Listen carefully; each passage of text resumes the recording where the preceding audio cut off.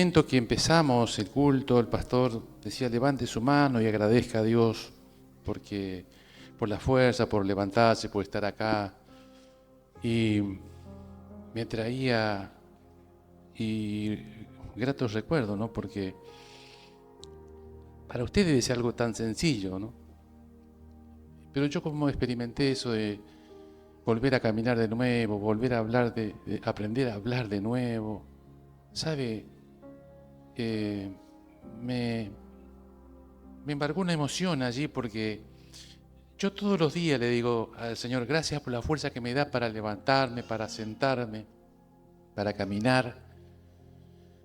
¿Sabe lo que es aprender a caminar después de 57 años? A caminar de vuelta y hacer los primeros pasos como cuando uno recién aprende a caminar. Es muy feo. Querer hacerlo y no poder. Querer hablar y ni siquiera le sale ni nada. A mí no me salía nada. Y ahora entiendo a aquellos que dicen que tienen autismo, ¿no? Pero que no pueden expresarse. No se imagina la impotencia que sentía yo cuando quería expresarme y no podía.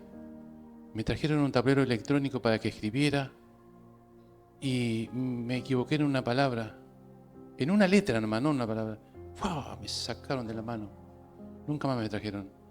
Y la indignación que me produjo, ese acto de, no, dice, vos no podés hacer esto, no podés escribir, dijo. Y yo no sabía cómo decirle o cómo expresarle, porque uno cuando no está acostumbrado a hacer señas para poder comunicarse es muy difícil. Entonces entiendo a las personas que tienen ese tipo de dificultad o de problema o enfermedad, como lo dicen también hoy, de no poder expresarse. Siempre recuerdo repetir las sílabas como loro 200 o 300 veces por día para que mis cuerdas vocales volvieran a funcionar. Esta voz que tengo es media apagada, ronca parece, pero es lo mejor que me sale ahora. Cuando tenía la traqueotomía y la corbata me cubre ese huequito que tengo acá, que me quedó, parece un graznido, una ronquera, pero se entendía. Y yo hoy quiero gritar, un ejemplo, y no puedo, o sea, lo hago, pero no sé si me escucharía uno allá en la vereda si grito fuerte. Pero bueno, de alguna forma existen estos micrófonos que amplían nuestra voz y bueno, espero que puedan escucharme y entenderme. Quiero compartir la palabra de Dios. Le invito a abrir allí su Biblia en 1 Corintios. Se ve que andamos en el mismo espíritu con el pastor porque también leyó allí. Él leyó al final, yo voy a leer al principio. Pero no por leer algo diferente, sino porque Dios me dio allí. Pensaba en esto, ¿no? En lo que Dios puso y lo que Dios me dio. Y no sé cómo estudia usted la palabra, pero saben decir lo que saben, que de rodilla es mejor. Y en la semana pasada, cuando el pastor me pregunta si podía venir y como me sentía en deuda, ni lo pensé y le dije que sí. Bueno, fui justamente delante de Dios y doblé mis rodillas y abrí su Biblia en lo que Él había puesto en mi corazón para poder estudiarla. Y bueno, con su ayuda y con la gracia de Dios, le voy a transmitir lo que Él ha puesto en mi corazón. Amén. 1 Corintios capítulo 1, verso 18 hasta el 31. Aquí el apóstol Pablo, el hermano Pablo, para los hermanos de Corinto, habla del Cristo, poder y sabiduría de Dios. Así que le ruego que me escuche con paciencia. Dice este pasaje de 1 Corintios 1:18: Porque la palabra de la cruz es locura a los que se pierden, pero a los que se salvan, esto es a nosotros, es poder de Dios. Pues está escrito: destruiré la sabiduría de los sabios y desecharé el entendimiento de los entendidos. ¿Dónde está el sabio? ¿Dónde está el escriba? ¿Dónde está el disputador de este siglo? ¿No ha enloquecido Dios la sabiduría del mundo? Pues ya que en la sabiduría de Dios el mundo no conoció a Dios mediante la sabiduría, agradó a Dios salvar a los creyentes por la locura de la predicación. Porque los judíos piden señales, y los griegos buscan sabiduría. Pero nosotros predicamos a Cristo crucificado. Para los judíos, ciertamente tropezadero, y para los gentiles, locura. Mas para los llamados así judíos como griegos, Cristo, poder de Dios y sabiduría de Dios. Porque lo insensato de Dios es más sabio que los hombres, y lo débil de Dios es más fuerte que los hombres. Mirad, hermanos, vuestra vocación o llamado, como quieras llamarlo, que no sois muchos sabios según la carne, ni muchos poderosos, ni muchos nobles, sino que lo necio del mundo escogió Dios para avergonzar a los sabios, y lo débil del mundo escogió Dios para avergonzar a los fuertes, y lo vil del mundo y lo menospreciados escogió Dios, y lo que no es para deshacer lo que es, a fin de que nadie se jacte en su presencia.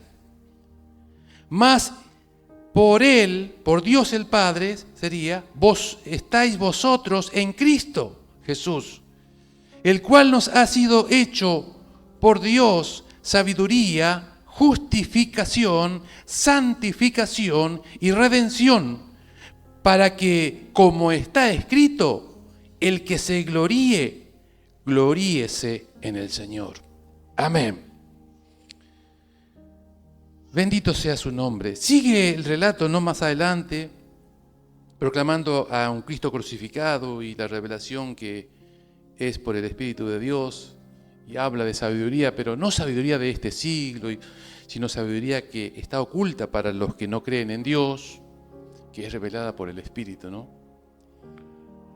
Yo me quiero detener solamente en estos pasajes que he leído, porque en primer lugar encontramos esa descripción de la palabra de la cruz. ¿Qué es la palabra de la cruz? Cuando algunos lo escuchaban, a algunos les llamaba la atención, pero para el que conocía a una persona que pasó por ese, diríamos, que le haya acontecido, que haya sido colgado en un madero, era porque era maldito. Maldito todo aquel que es colgado en un madero, dice la Escritura misma, ¿no? Así que no es una buena experiencia para muchos esta palabra de la cruz. Más si sos o si eres una persona que no es de fe. La palabra de la cruz es locura, dice, a los que se pierden, pero a los que se salvan, esto es a nosotros, es sabiduría y poder de Dios. Él habla de que a través de esta palabra de la cruz, que es el sacrificio de Jesús, lo que Él hizo, lo que escuchamos, lo que cantamos, le decíamos a Dios en la alabanza de que Él es digno de ser adorado por lo que hizo, descendió de su trono, vino a la cruz, murió, ahí pagó mis pecados, volvió nuevamente al cielo.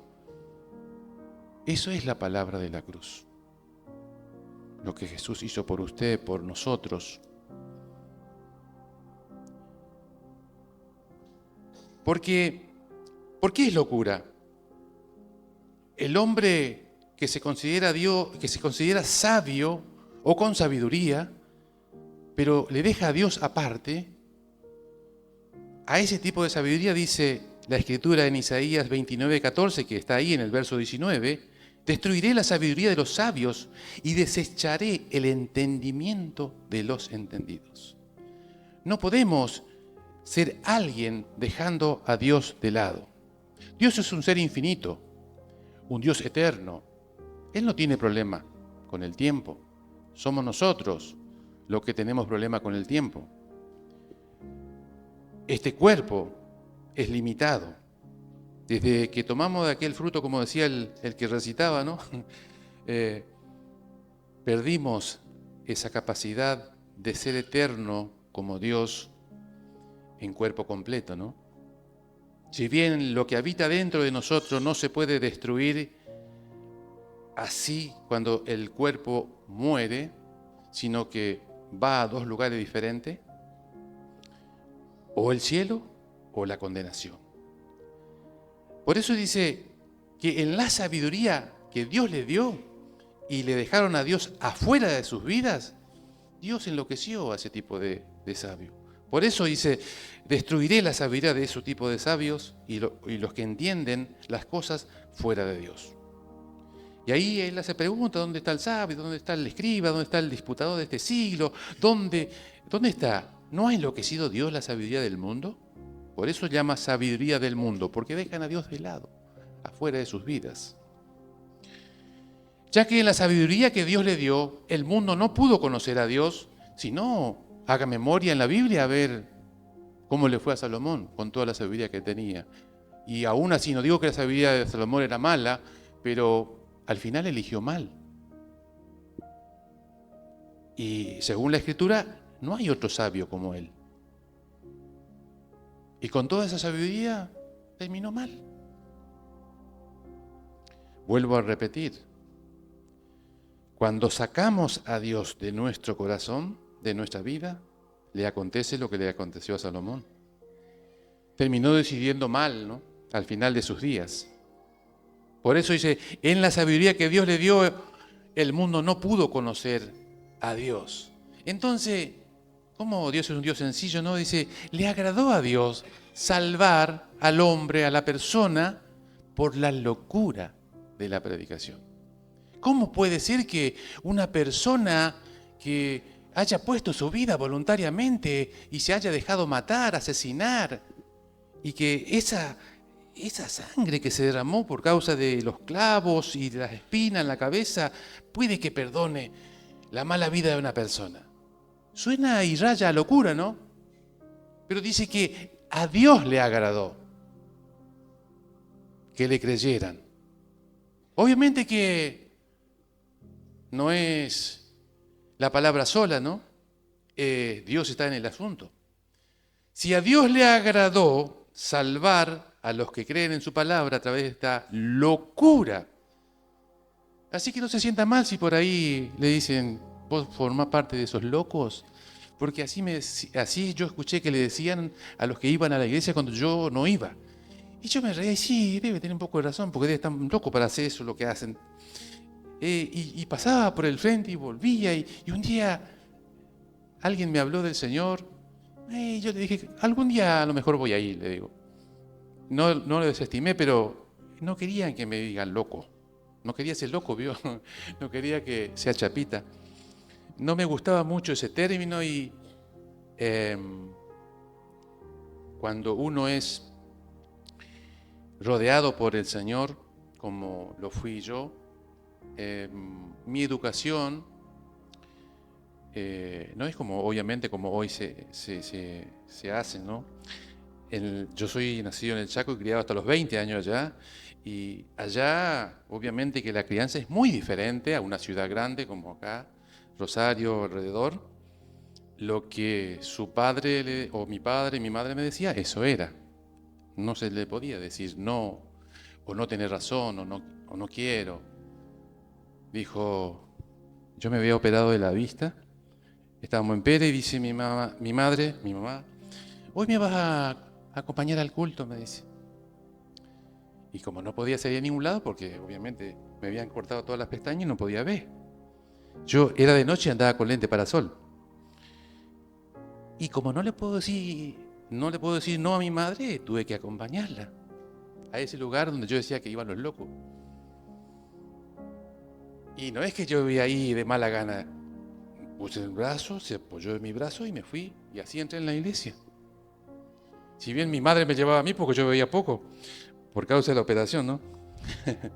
Usted sabe que si le cortan las pestañas usted no puede ver. Y yo por eso no podía ver.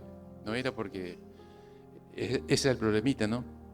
Y así en esa condición llegué, y obviamente anteojos de sol, nadie veía lo que estaba atrás de mis ojos. Y ahí escuché por primera vez el mensaje de frente, que alguien me decía que justamente la palabra de la cruz, explicó la palabra de la cruz, y que ese hombre había dado voluntariamente su vida por mí, y que me amaba, por eso lo había hecho, y me estaba ofreciendo y me estaba dando una oportunidad. Yo estaba como en el segundo fila, así, como el pastor está así, y obviamente que él no me veía, que yo no lo podía ver, pero lo podía escuchar bien, tenía que levantar así la vista para poder verlo. Yo digo, tiene razón este hombre. Pero no era algo que tenía razón. Había algo que estaba pasando acá adentro, que yo no podía evitar. Si hay algo que yo no podía hacer, es llorar o emocionarme. Porque según donde yo me crié, los hombres no deben llorar. Y no le estoy haciendo broma, era en serio. Si se quemaba el dedo, la mano, tenía que aguantarse porque era hombre. Podía llorar de impotencia, pero no por debilidad. Entonces, imagínese, pero llegó tanto esa palabra que hablaba esa persona allí adelante, que él dijo, Dios, Él te da una oportunidad hoy, de que si vos crees lo que yo estoy diciendo, Él te va a perdonar todos tus pecados y te va a hacer una nueva criatura. Y eso me gustó. Y yo dije, ¿todo? Y él volvió a repetir, todos tus pecados. Pareciera que yo estaba hablando con él sin yo pensando y él hablando. Y pareciera que todo lo que decía me lo estaba diciendo a mí. Y ese día le acepté a Jesús. Era un 17 de agosto de 1985. Escuché por primera vez la palabra de la locura, la palabra de la cruz. Y lo acepté a Jesús ese día. No sentí nada extraño. Le puedo decir que podía haber sido una oración más o un momento más, pero no me pude olvidar de esa decisión que hice. Yo era una persona que tenía trabajo, tenía salud. En ese momento obviamente no podía hacerlo porque estaba operado, pero yo no entendía por qué hoy, un ejemplo, estaba bien contento, bien alegre, y al otro día me despertaba con un humor de perro, como se dice, ¿no? Triste, sin saber por qué me pasaba esas cosas. Pero de ese día se fue yo me amanecía a la mañana y estaba bien. Me despertaba el otro día y estaba bien, y seguía. Y llegó el día martes y me dijeron, hay culto el día martes. Y tenemos que ir al culto. Bueno, y como no podía trabajar, y me fui al culto. ¿Y qué voy a hacer en el culto? Me dijo, orar es hablar con Dios, dijo el pastor. Y yo agachaba mi cabeza, pero no sabía qué decirle a Dios. Si antes, cuando no le conocía, cuando no le acepté, yo le insultaba a Él. Le insultaba a Dios. Porque las cosas que me pasaban no me gustaban y yo le insultaba. Decí que nunca hizo nada en contra mía, porque si no, no estaría hablando a usted hoy de esta misma palabra. Hasta que, escuchándole a los... Antes en Pérez se oraba media hora antes del culto y se oraba en voz alta. Y yo le escuchaba a los que oraban. Y yo decía, ¿será que yo también tengo que decirle lo mismo? Y un día me dice el pastor, ¿aprendiste a orar? ¿Sabés lo que es orar? No, le digo. Me parece medio loco, le digo, hablar solo.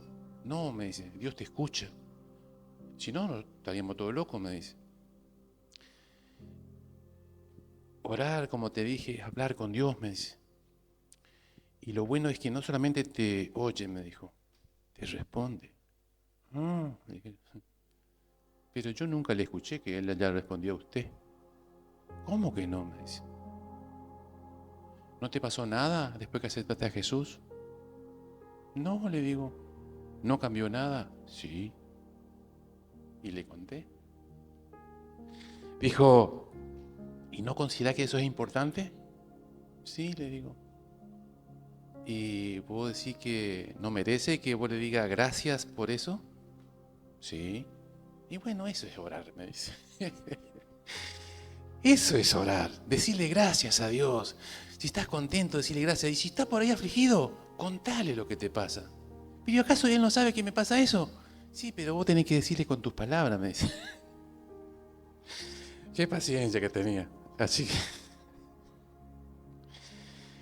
eso es hablar con Dios, me dijo. No le puedo decir en qué momento aprendí a orar porque no me acuerdo. Simplemente me dijo,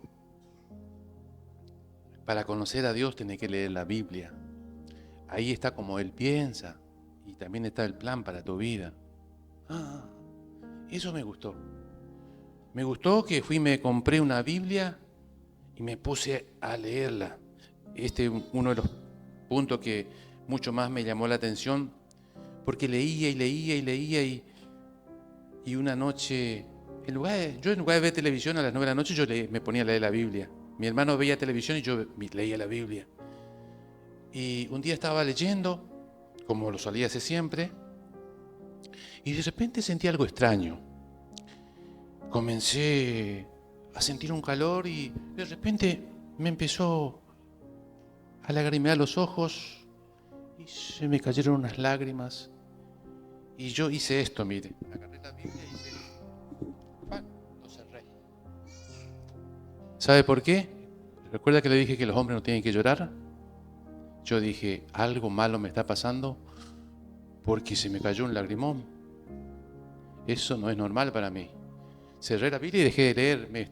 Y digo, ¿o me estoy enloqueciendo de verdad? Sí, y causa risa porque a los que le conté, al que me instruía, el que me hacía el seguimiento, no vi la hora de encontrarle para contarle lo que me pasó. Y le conté, estaba leyendo la Biblia y de repente le digo, me cayeron unas lágrimas, le digo, o yo no sé lo que me pasó, le digo, pero me estoy enloqueciendo, me parece, le digo. Y él se largó a reír. Y yo le digo, pero escúchame, yo te estoy contando para que me ayudes y vos te reí de mí. Me dijo, y se seguía riendo. Me dice, es algo bueno lo que te pasó, me dice. ¿Cómo algo bueno? Y le miré, pero yo serio, más serio, más enojado que serio. Y le digo, me dice, eso es bueno lo que te pasó. No me entendés vos a mí. ¿Por qué? Porque los hombres no tienen que llorar. ¿Y eso qué? Me dice. Y no, le digo, para mí es malo eso. No, Rolando, no es malo. Pero ¿cómo que no? ¿Cómo me explica a mí que yo leyendo un libro de repente me ponga a llorar? ¿Eso es de hombre? Le dije. Y no me dijo, ahí se dio cuenta que yo ya estaba enojado. ¿Cómo me va a pasar eso? Yo no estoy de acuerdo con eso, le digo. Mi crianza no fue así. No, me dice, y se puso serio, me dice, mira, yo te iba a explicar una cosa. La palabra de Dios no es como un libro más, no es como un diario más, me dijo. La palabra trabaja en tu corazón, me dice. Y por eso te pasó eso. Y yo le miré y como que me cerré un ojo y le miraba como desconfiándole. No, te estoy hablando en serio, me dice. Por recién te estabas riendo de mí, le digo. No, dice, pero yo pensé que yo de contento no me estoy burlando porque te pasó eso, me dice. Pero la palabra de Dios tiene vida, me dijo, y eso te transmite cuando vos lees. La palabra cumple un objetivo cuando vos lees, me dice. Por eso te pasa eso. ahora, ¿sabes lo que tenés que hacer? Dice, cuando vas al culto, pasá adelante y da testimonio de lo que Dios hizo. No, vos estás loco. Le digo, lo único que falta es que diga que estuve llorando, le digo, ¿viste? Pero es normal, para vos era normal, para mí no. Y él dale que dé testimonio, ni a empujones me hizo pasar adelante. No, hasta que Dios no trabajó en mi corazón y me convenció que era verdad. No le conté a nadie. Mirá si le voy a contar que yo estuve llorando, pero ni de aquí a la China ni a empujones me hizo pasar. Hasta que, bueno, ustedes deben conocer la paciencia que Dios tiene, porque conmigo tuvo esa paciencia. También era un ignorante, ¿no? Pero no me daba cuenta que estaba trabajando en mi corazón. Esta palabra que era locura, que yo mismo me reía y que trabajó y de repente, como dijo él, derritió tu corazón endurecido, me dijo, y te cambió en un corazón de carne. Y yo me largué a reír. ¿Y en qué momento hizo eso? Y me dijo, es algo espiritual que pasa dentro de tu corazón y vos no sabés, me dijo. Y yo quedé más desconcertado que Adán el día de la madre, porque no sabía cómo es que Dios trabajaba. Me dijo, la mano de Dios trabaja continuamente con vos, me dijo.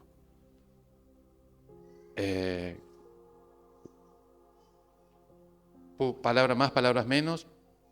Dios convenció mi corazón y fue así como me explicó mi instructor, y seguí el camino del Señor entendiendo, y obviamente no, después yo no entendía cuando la gente pasaba al altar y dejaban charcos de lágrimas porque lloraban. Yo le dijo, ¿por qué hacen eso? Y me dice, ¿y no le da vergüenza hacer eso? Le decía yo, cuando no entendía. ¿No le da vergüenza pasar adelante y llorar ahí, que le vean toda la gente? No, me dice, porque Dios trabaja en el corazón de las personas, me dice. Pero ¿cómo le va a hacer eso? Le decía yo, ¿cómo van a ir adelante y van a hacer eso? Claro, hasta dónde era mi mente embotada, que no podía entender que era Dios trabajando en el corazón de las personas. Y Dios muchas veces hizo esas cosas conmigo cuando me dijo un día, ¿qué querés hacer? ¿Qué querés hacer para Dios vos? Y yo estaba en el fondo allá y le digo al pastor, ¿y lo que hace ese muchacho allá, el predicador? Ah, ¿predicar? Sí. Ah, bueno, entonces tenés que comenzar, dice, a estudiar la Biblia, hacer homilética. ¿Qué es eso? Y bueno, ahí vas a aprender cómo hacer lo que está haciendo ese muchacho. El que había predicado estaba predicando, y digo, eso, me gusta hacer eso, le dije. No sé para qué le había dicho eso, me mandó a estudiar homilética. Y gracias a Dios tengo hoy el material para saber hacerlo, ¿no? Pero en ignorancia, Dios trabajó siempre en mi corazón, como lo hacen en el suyo ahora. Yo le puedo hoy contar y usted alegrarse, reírse, pero en ese momento que lo pasé no era para reírse. No era para reírse, sino era para lamentarse, ¿no? Pero gracias que Dios es un Dios de paciencia, un Dios de misericordia, y por algo manda a su Espíritu Santo a trabajar en nuestro corazón, como lo puede estar haciendo ahora en el tuyo, como hizo en el mío. Me convenció de esa ignorancia que yo tenía. Dice, volviendo a la palabra que leímos, él dijo, nosotros predicamos a Cristo crucificado. Eso es algo tan elemental en la fe, ¿no? El crucificado. Yo pensaba antes, cuando leía la Escritura y llegaba a la parte donde le condenan a Jesús, y yo me daba cuenta que que no era así. Digo, ¿cómo van a hacer eso? ¿Cómo pudieron hacer eso? Yo pensaba, ¿no? Claro, él hizo eso justamente porque nadie podía pagar por esa culpa. Entonces, solamente una persona como él, limpia, sin pecado, inocente, pagando, poniendo su vida voluntariamente, podía rescatarnos. Me di cuenta después, yo me enojaba con los romanos, con los judíos que le condenaron a Jesús. Yo pensaba, por eso le pasó tantas cosas a esta gente, porque hicieron esto con Jesús, decía yo. Claro, no entendía que era el plan de Dios para salvarnos. y que debía orar por esa gente. Cuando llego acá a esta parte donde dice, los llamados así judíos como griegos, Cristo es poder de Dios y sabiduría de Dios. Y ahí comienza a relatar, porque lo insensato de Dios es más sabio que los hombres y lo débil de Dios es más fuerte que los hombres. Cuando estaba pensando en esto, después dice que escoge a los necios, escoge a los débiles. ¿Y por qué hace eso? Yo pensaba, porque es una de las cosas para mostrar lo que Dios es. Usted sabe lo que es el fruto del Espíritu, ¿no? ¿Qué muestra Dios ahí? En los necios, en lo débil, en lo vil. Su amor, su gozo, su paz, su benignidad, su bondad, fe, mansedumbre. Todas esas cosas. Contra esas cosas dice, no hay ley. Y nadie se lo puede prohibir a Dios amarte, darte fe, o manifestar los frutos de su Espíritu dentro de usted, dentro de mí. Y lo más que me tocó es que yo debo justamente pedir o orar a Dios por esas personas, por esos debiluchos, por esos que son sin entendimiento, por los que están allí tal vez dominados por el alcoholismo, la drogadicción, los menospreciados. ¿Sabe? Uno por ahí quiere ver la iglesia llena, el templo lleno, o hace una reunión al aire libre y quiere que se llene el campo. Pero Dios dijo, si no orás por estas personas, por estos menospreciados, por estos insensatos, por estos débiles, por estos viles, no se va a llenar. Esa es tu responsabilidad. Recuerde que me estoy hablando a mí mismo, no solamente a usted. Que ves personas que acuden a Cristo, tienes que orar por ese tipo de personas. No porque son más especiales que los demás, porque por ello nadie ora. ¿Cuántos de nosotros oramos por los parásitos políticos? Digo así porque el término que usa el presidente, ¿no? Pero no son parásitos, son personas. Personas que usan el poder público, por ejemplo, para enriquecerse, para hacer arbitrariamente las cosas. Y Dios me dijo, sí, yo quiero que ore por esa gente. ¿A quién hace una oración por esa persona? Sabiendo que vive tu impuesto, te saca de tu bolsillo. ¿Quién ora por esas personas? ¿O quién ora por un presidiario? Me dijo. ¿Quién lo hace? ¿Acaso lloraste por un borracho que está tirado en la calle, orando para que yo lo salve?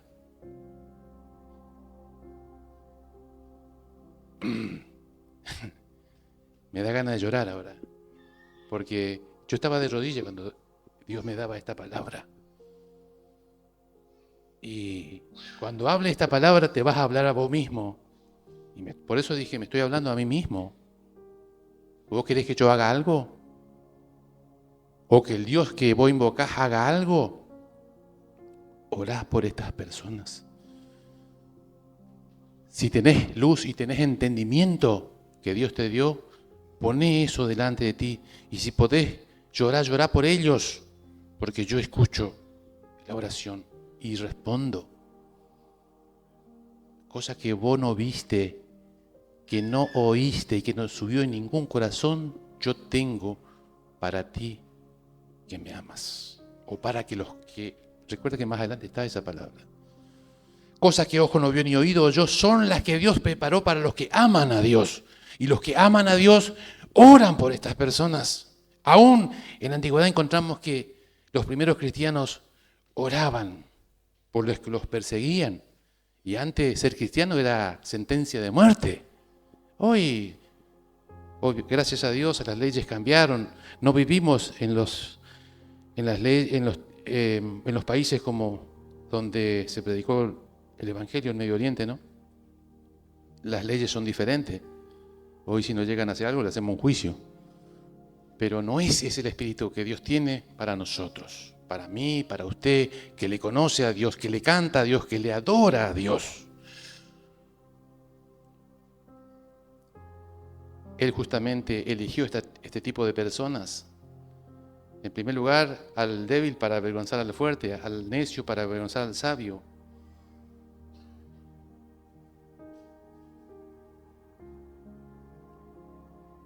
Al vil. ¿A quién le importa, o a quién le importa una persona que maltrata a su esposa, a sus hijos? O usted ve un grupo de personas, de chicos que roban en grupo. Usted quiere que le descienda fuego del cielo y lo consuma. No quiere orar por esa persona. Y más si le sacó a usted, o me sacó a mí. Me hacía reflexionar esto. A ver qué yo hago si me pasa a mí eso que yo veo por televisión. No estoy haciendo juicio en contra de ustedes. Entiéndanme lo que les estoy diciendo. Simplemente estoy transmitiendo lo que Dios puso en mi corazón cuando fui a Dios por esta palabra para preguntarle qué tenía que decir. Y como la palabra siempre es una L, primero es para el que lo recibe, después para el que oye, dice: mas por Él, por Dios el Padre, estáis vosotros en Cristo Jesús, el cual fue hecho por Dios. Y para cerrar, dice, fue hecho sabiduría, justicia o justificación, fue santificación, fue redención o salvación. ¿Para qué? Para que si nos gloriamos o nos llenamos la boca, digamos lo que Jesús hizo en nosotros, por nosotros y en los otros. Por eso dice, el que se gloría, el que se exalta, exáltese en Cristo y cuente lo que Dios hizo. Porque de esa manera usted le exalta a Dios, le adora a Dios. No es canto, pero es adoración, es exaltación, es lo que Dios hizo, lo que Dios hace o lo que Dios va a hacer por causa de sus ruegos, por causa de sus lágrimas. Hay cuántas personas que habrán derramado lágrimas por nosotros. Y por eso estamos nosotros en Cristo. Porque otro invirtió su tiempo para acercarse a Dios y ponernos delante de Él, justamente. Quiero cerrar con un ejemplo que escuché justamente de este mismo hombre, Pablo, el apóstol, el hermano Pablo, como quiera llamarlo. Cuando me instruían allá por la década del 80, en homilética, nos daba casi esa parte que nos está dando Armando, evangelismo, ¿no? Y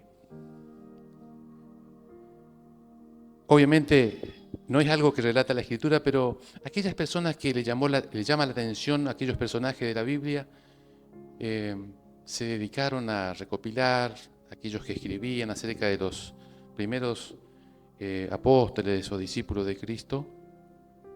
Esta persona, ni recuerdo su nombre, contaba que en una de las iglesias grandes de Asia, no sé si era Corinto, Éfeso, no me acuerdo, llega el hermano Pablo, el pastor Pablo, el apóstol Pablo. La iglesia toda le esperaba porque sabía que iba a venir. No era como acá nosotros tenemos los cultos determinados cada día. Allá se reunía cada vez que venía él, se juntaban todos y allí obviamente se celebraba el culto, ¿no? Dice, llega, saluda y pregunta, ya no tenía nombre, ya había un indigente a quien Pablo había rescatado de las calles y le predica y se convierte a Cristo. Y mientras él estaba en ese lugar, ese hombre permaneció allí y luego se iba, y no es que volvía la semana siguiente, tal vez pasaban meses y él vuelve un día. Yo digo, ¿cómo se habrá llamado? Y yo agarré y le inventé un nombre. Le puse Clemente, ¿no? Dice que llega el hermano Pablo, el apóstol, entra, saluda a la iglesia en la entrada, y como era un hombre así de baja condición, no era muy exaltado, siempre se sentaba por la parte de atrás, dice, en los últimos, miró y dice, ¿y fulano de tal? Yo le digo, ¿y Clemente? No, dice, hace un tiempo que no viene. No dijo nada, así como entró, dice el apóstol Pablo, que sale y se va. Todos quedaron sin entender por qué se fue y no le costó mucho encontrarle, porque fue a lo mismo lugar donde le encontró y le encontró sucio, abandonado, con olor a alcohol. Y cuando le ve al apóstol Pablo, el hombre se pone a llorar. Y él se acerca, le saluda, dice que le dice, te extrañé y te vine a buscar. Le ayuda a incorporarse y le da un abrazo. El hermano Pablo